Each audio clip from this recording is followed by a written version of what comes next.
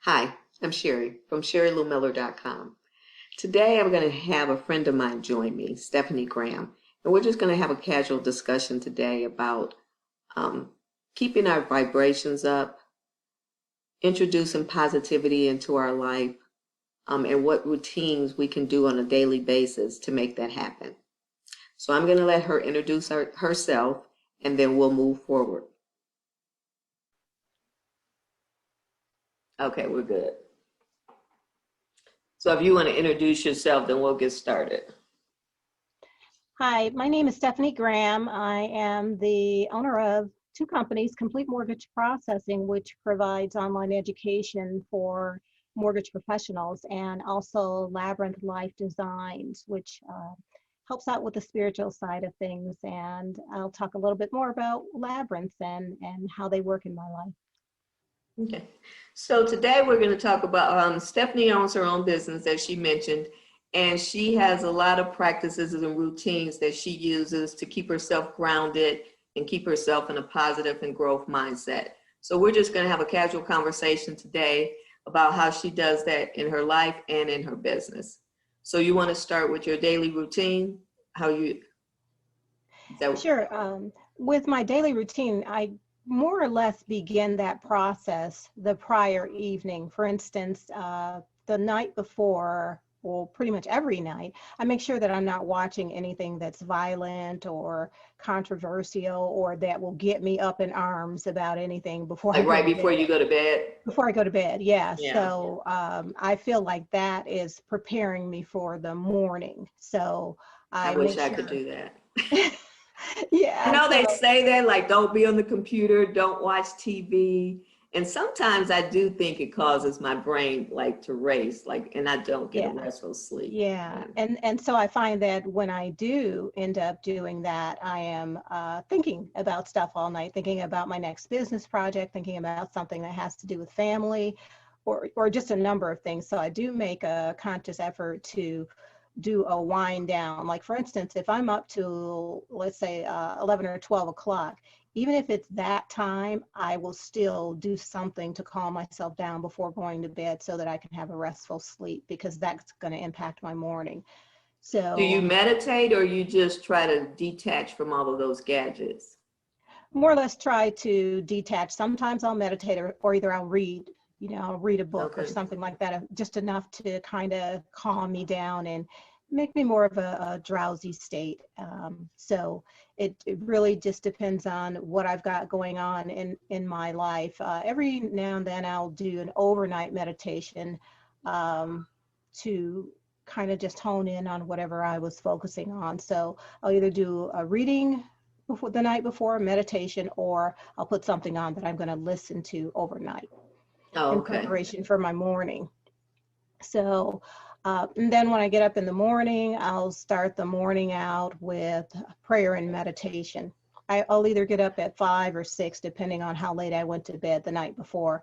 So if I get up at 5, I'll start a morning meditation. It's actually called an AM meditation by Dr. Sue Morter. I use that, and then I'll do some qigong, and then I do a 20-minute meditation. Me and my husband will do a 20-minute meditation from Panache Desai that he has. It's called Call to Calm. So he started that when COVID happened, and Okay. he couldn't interact with people in the same way that he used to before. So he started Call to Calm, and so I've been doing that pretty much since COVID started. So that's from 6 a.m. to 6:20.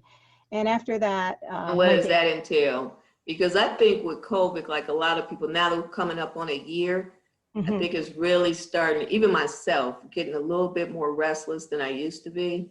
mhm.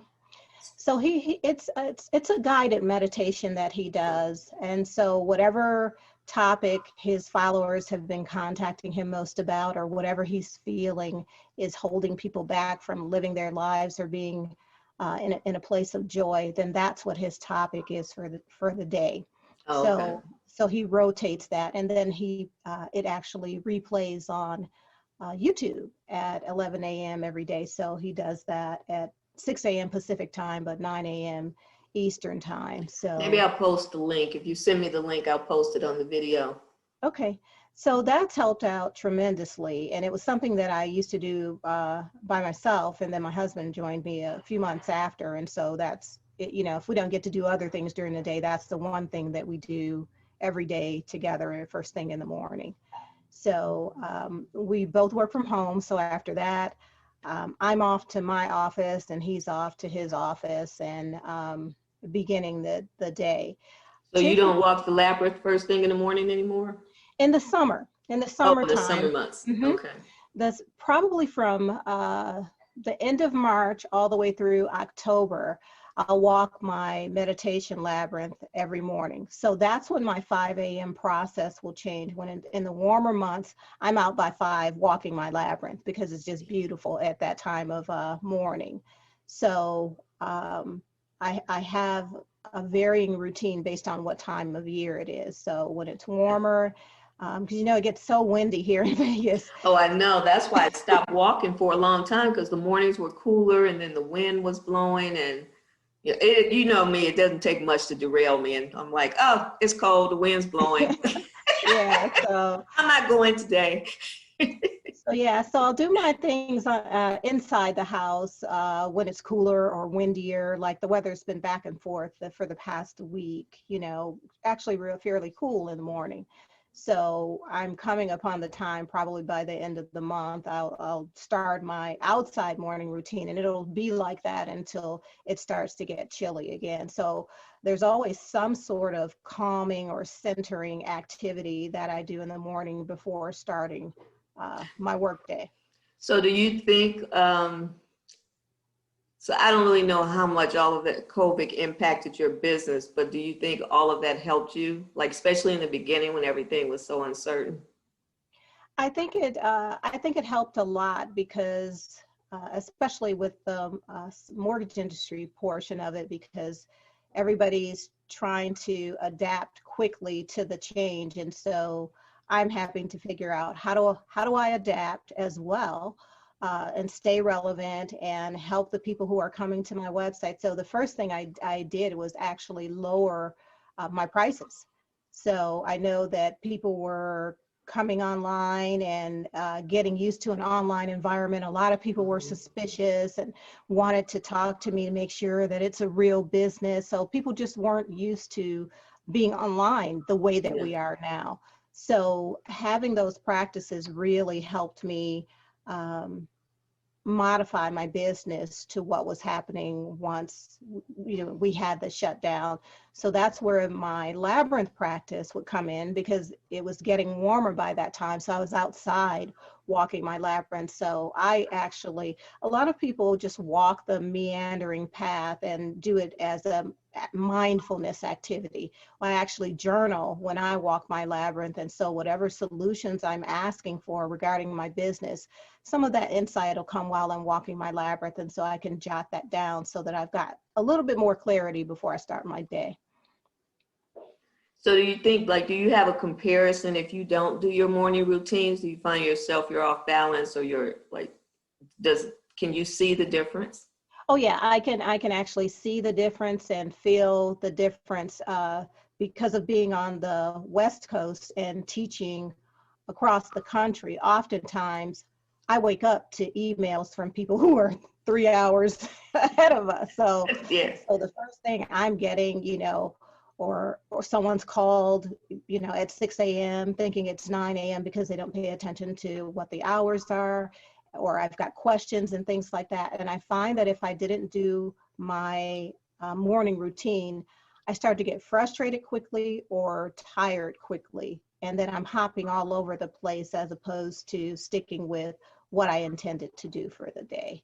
So it definitely makes a difference for me. Yes, I've been trying to develop more of a routine because have you read L. Ron's book, The Miracle Morning? Yes, yes, Yeah. I like.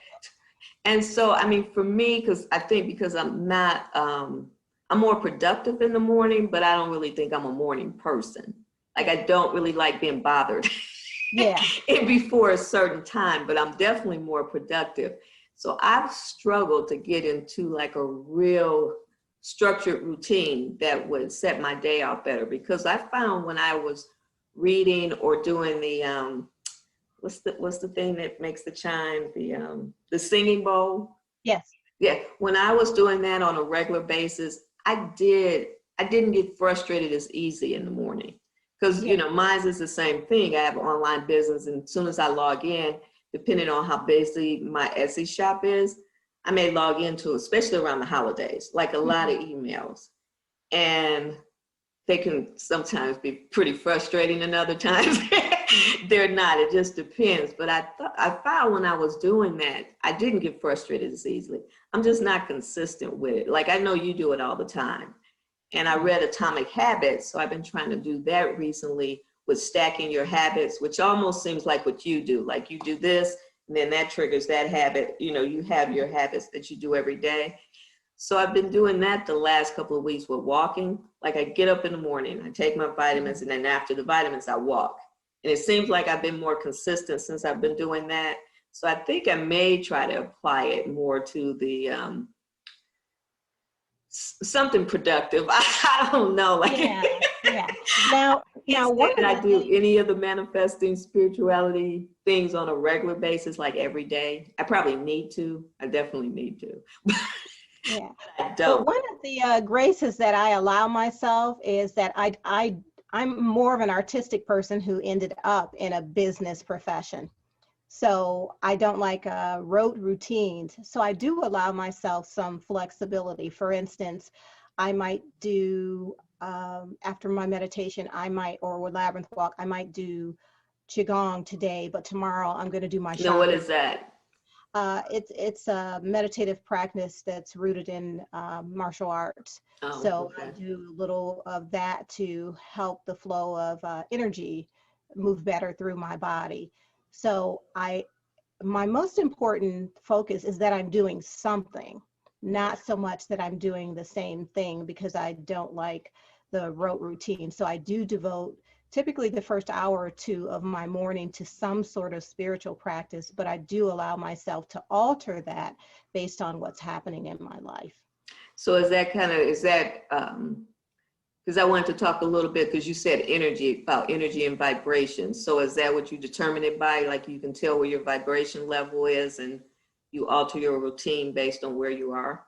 Yes, yes. For instance, if I wake up and let's say I did my meditation and my panache desai, and I am still feeling tired, then I'm going to do some qigong to impact the energy, or I'll do some yoga, for instance.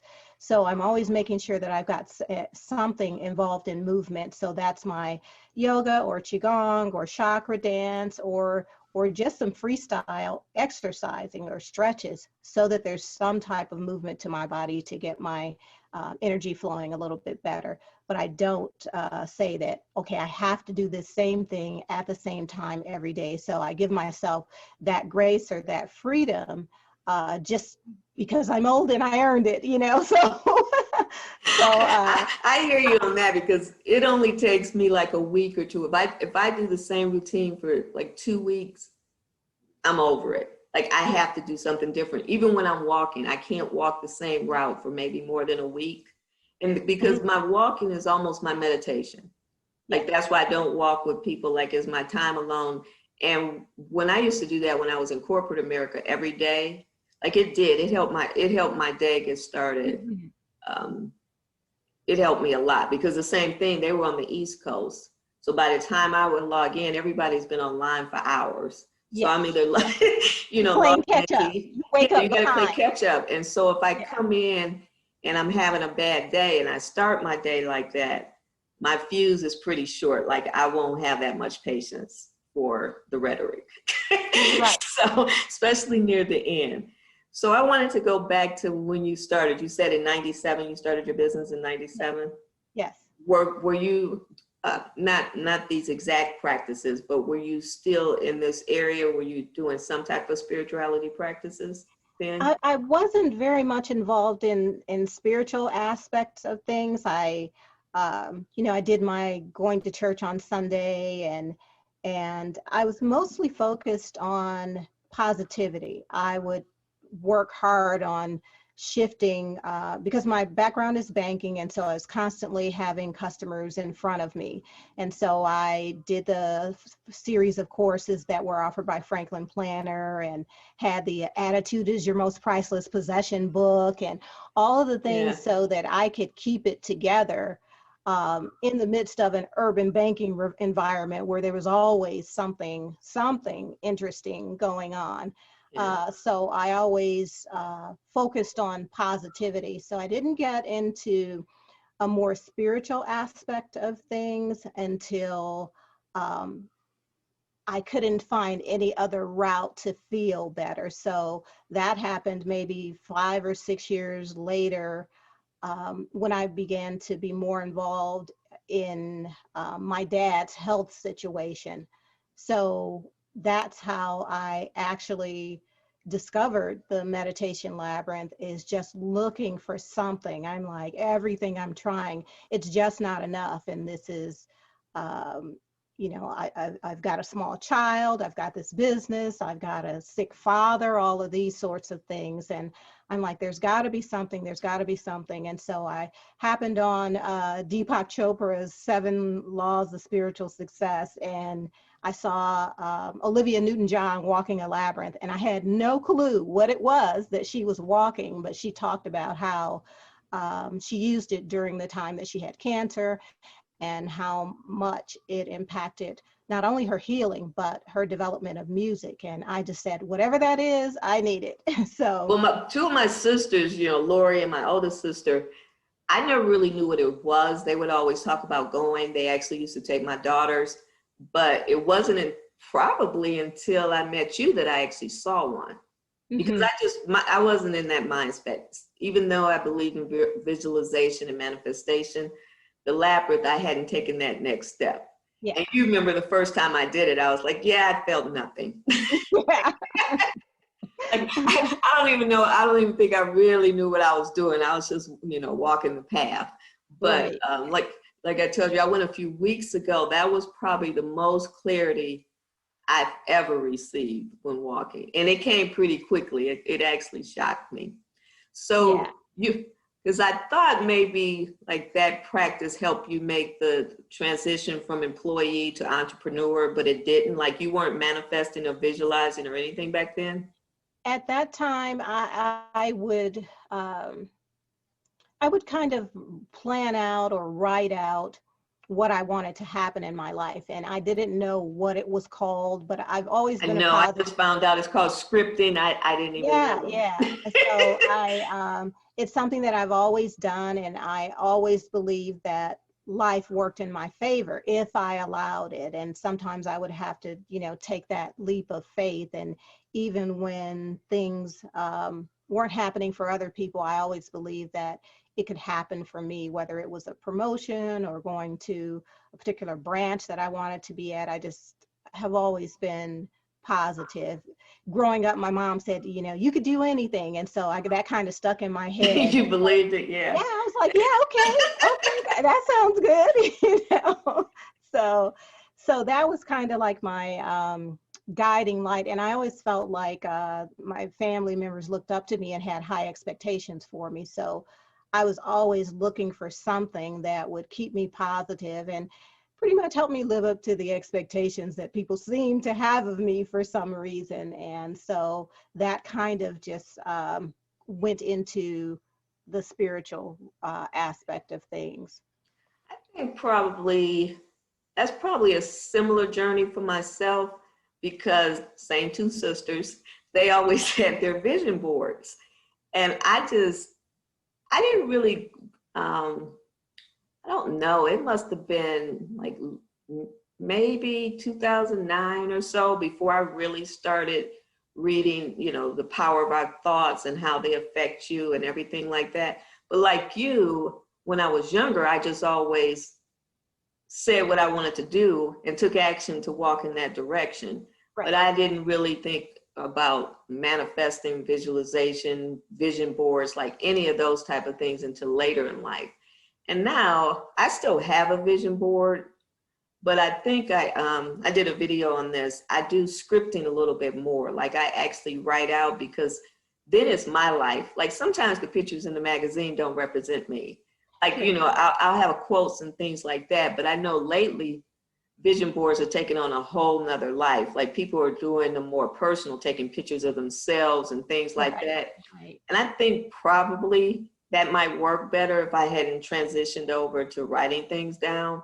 But when I Mhm. write it down, they're more vivid, like the things that I want. And then, when I read it, I can actually see myself, doing those things versus the vision board. I still have one. And, Yeah, things me have, too. yeah, Me it's come to pass. Like I've had things on there and I've had to remove, but I haven't in the last year or so, I haven't added to my board.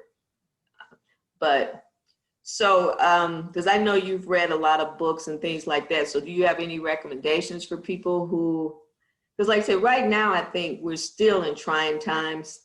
Mhm. Even, it's been a year and I guess maybe things are getting better. I guess, it depends on who you talk to. Right. But I think like myself included, like the longer this goes on, the more I struggle. I think I struggle more now than in the beginning because Mhm. it's almost a year. And, this isolation, I was telling somebody the other day, it might even mentioned it to you. I'm an introvert and it's starting to get to me, like just being Mhm. Mhm. indoors all the time and not really around people. So are there any books or anything that you recommend or any practices that you recommend? As far as books, I tend to do a combination of things. I read very old books, like The Power of the Subconscious Mind, and then I'll read newer books that have a business perspective to help keep you balanced, like The One Thing. That was one of the books that I read, Was that pretty good? I have that, but I haven't read it yet. it was good. Okay. Of course, it talked about not overloading yourself with trying to do so much in the course of a day, which was definitely an issue for me because I, put 15 things on the list for today, and I had to then stop doing that. yeah, and then beat myself up. I beat myself up because I only got two done, so it really put things in perspective that, so I approach my day when things start to go haywire. I'm like, okay, if I can just get this one major thing done today, I've had some success during the day. And then I even give myself a little bit of leeway and say, well, if something interfered with that, but it was something that helps my business grow or helped me get a new client or whatever, then I'm still okay with that. And I can move that to the next day.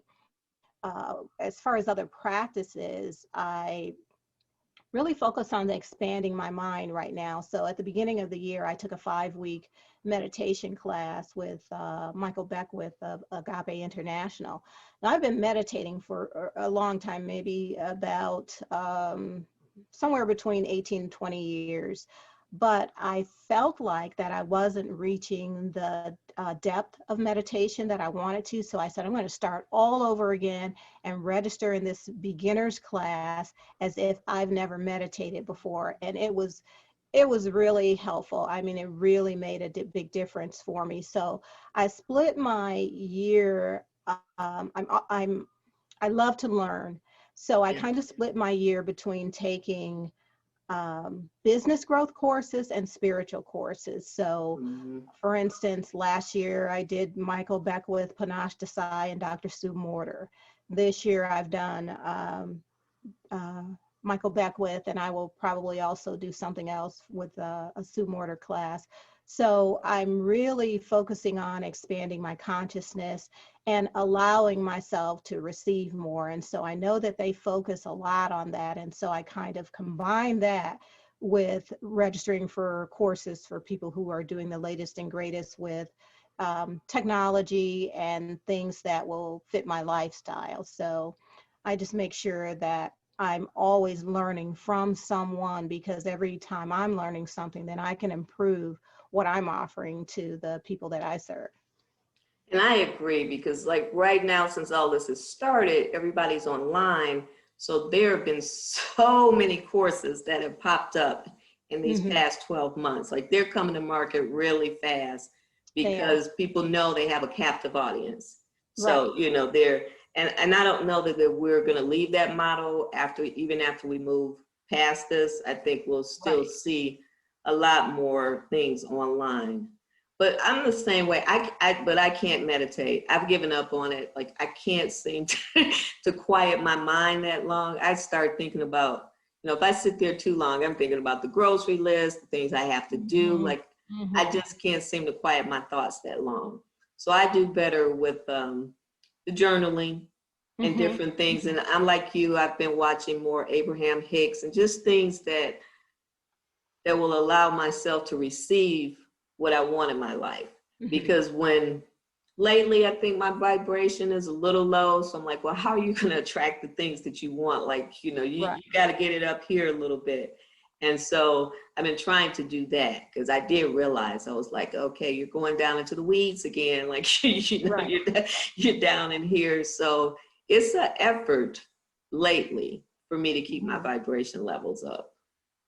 One of the things that I've been doing for the past few years is doing the year-end review and the beginning of the year preview that Rosetta Thurman offers to her followers. And even if I don't register for any of her other courses, I do that, and that's something that's had a huge impact in my life because it's like the scripting, like you said, scripting out the year.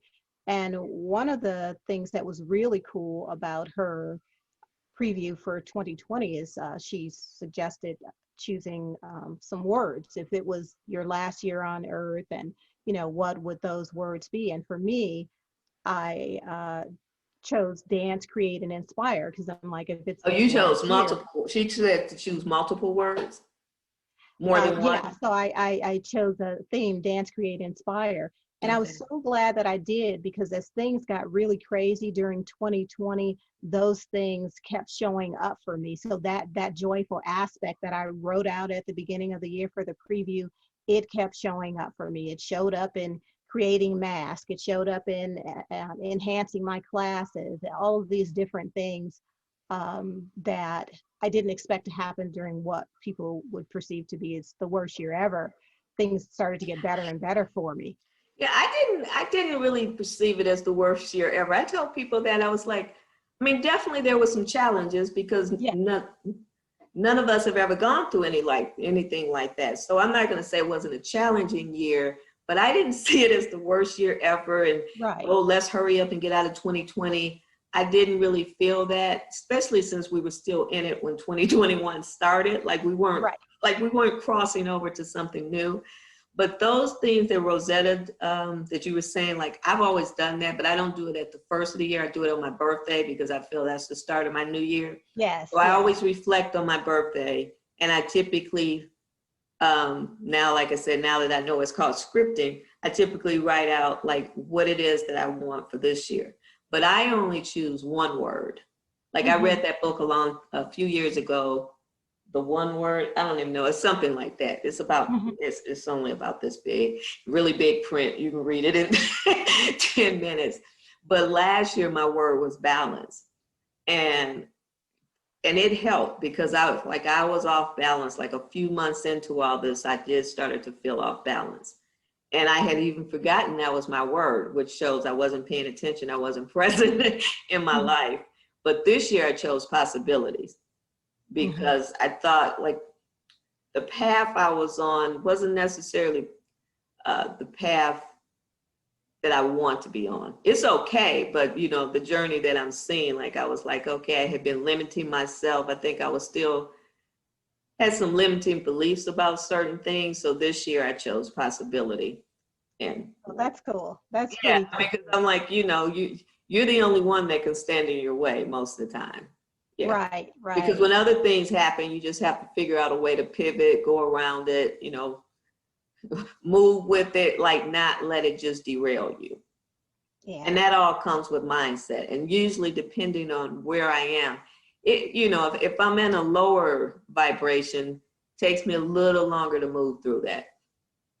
Yeah. I don't stay stuck there, but I'll stay there longer than I need to. Yeah. So I get that, and it's cool that you recognize that even though you didn't focus on that particular word, it was still showing up for you. It was still reminding you, that you set that intention, and you could just literally not worry about it every day because you set that intention and it's still there, flowing in your life. And this year I decided that I needed more joy in my life. And so joy wasn't a strong enough word. So I put exquisite. So I said exquisite joy. So I've got my reminder of exquisite joy, in the shower, all over my house. And so when I get down in the dumps, I realize, okay, what am I choosing? Am I choosing to do something that's going to bring me exquisite joy, or am I just doing something because somebody else wanted me to do it, or I feel obligated. So that's my reminder to have a little bit more self-compassion. Right. And I think everyone struggles with that. We're hardest on ourselves. We'll cut other people a little bit more slack. And I think we'll kind of wrap up with that, because you said joy. Like, I was following Common, the rapper. He had this series. I think he recorded it last year. I just started watching it a couple of weeks ago.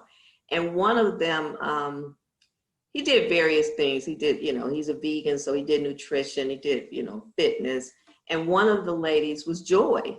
And she, I guess that's what she teaches. So she had him do this exercise that I thought was pretty cool.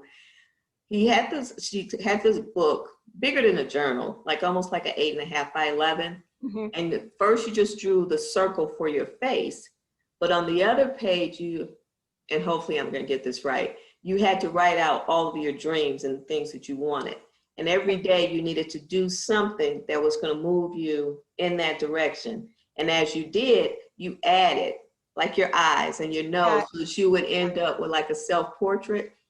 And maybe I'll post a link. I thought that was pretty cool. So when you said joy, because I guess that's what she focuses on, like we all need joy in our life.